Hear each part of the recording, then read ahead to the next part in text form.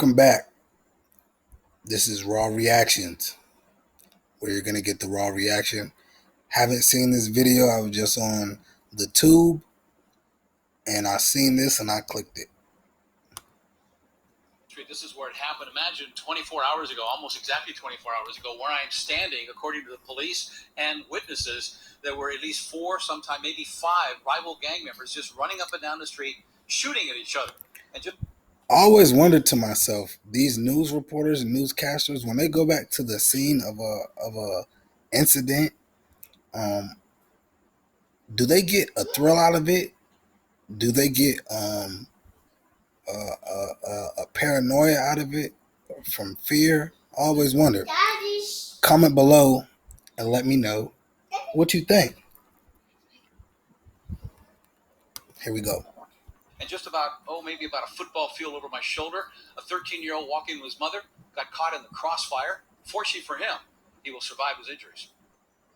One neighbor said it was exactly 6:40 Monday evening, still plenty of daylight, when shots rang out and security video shows what happened next. This car arriving on scene and people running, including young children who were in the driveway. One neighbor didn't want to be identified as she described to me what happened right in front of her house. I saw one. I'm going to pause it real quick and go back a little bit. I wonder if the people were shooting at this.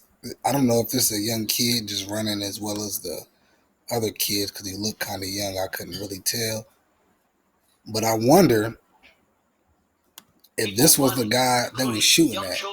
And if so, I understand your self-preservation, you're trying to get away from whatever danger.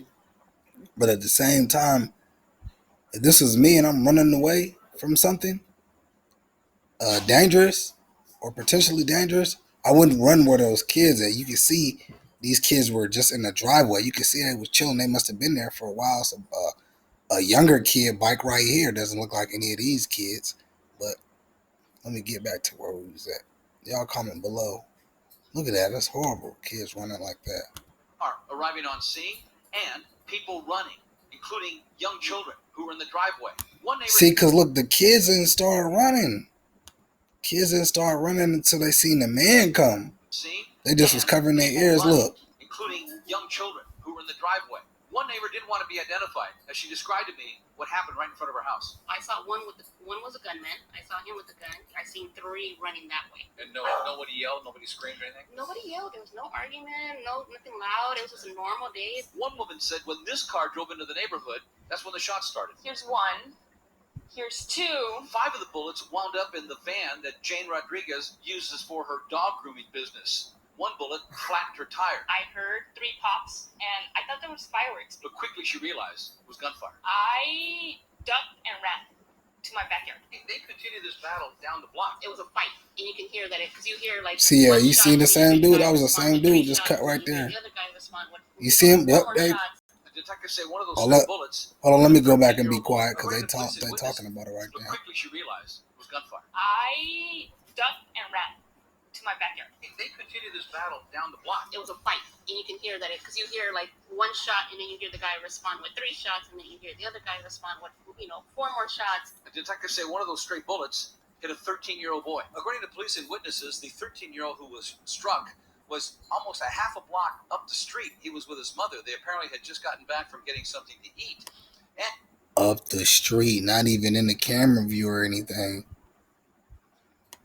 And according to detectives, a bullet that was intended for a rival gang member wound up hitting the 13-year-old in the back. We're going to double our overtime reinforcement deployments. People are going to feel the police presence, and they're going to know that they're safe here. The mayor came to the neighborhood, said that the 13-year-old had surgery and is expected to recover, and he also said this is definitely a gang-on-gang shooting. We do have some leads. We feel that we will be taking someone into custody fairly soon. And people who live along 112 said that what happened here yesterday was extremely rare. 20 years. And now it's shooting. Never a shooting in this block. The most is probably a family scuffle. Wow.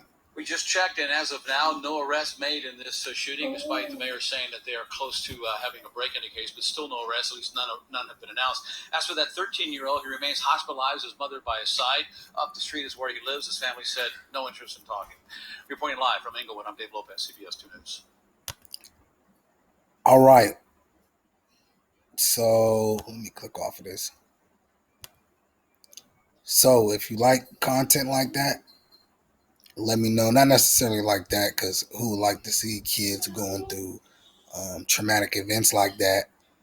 I have young kids myself, as you can probably hear one in the background.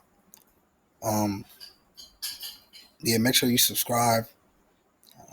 Comment below. Definitely comment below, even if you don't like or subscribe. Definitely comment below so I can get your input on this. As we're all human beings, and majority of us, if we don't have kids, we have a younger brother, younger sister, younger niece, or of course, a younger niece, niece or nephew, or younger cousins, or just we know young children. Um, so just give me your input on that. But definitely subscribe to and hit the notification bell, because I'm going to be dropping raw reactions, and I'll probably do 2 or 3 videos right after this. Peace, and y'all stay